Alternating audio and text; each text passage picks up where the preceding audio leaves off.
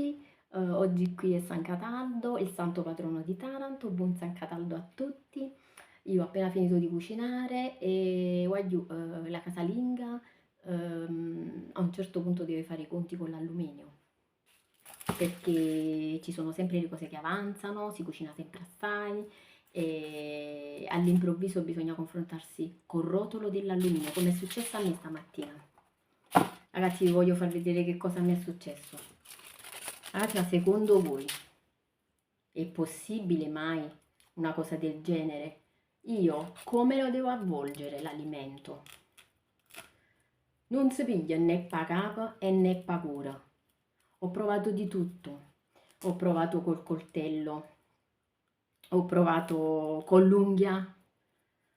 Ragazzi, guardate che macello.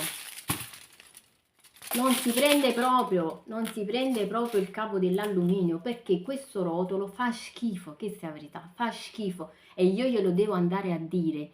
Ragazzi, adesso è arrivato il momento di andare al supermercato per incazzarmi, perché ragazzi non è giusto che dobbiamo subire queste cose. Noi paghiamo, guardate qua, io come lo avvolgo, voglio vedere proprio loro come me la ravogliano l'alimento. Mo' voglio proprio vedere, ragazzi, mi raccomando.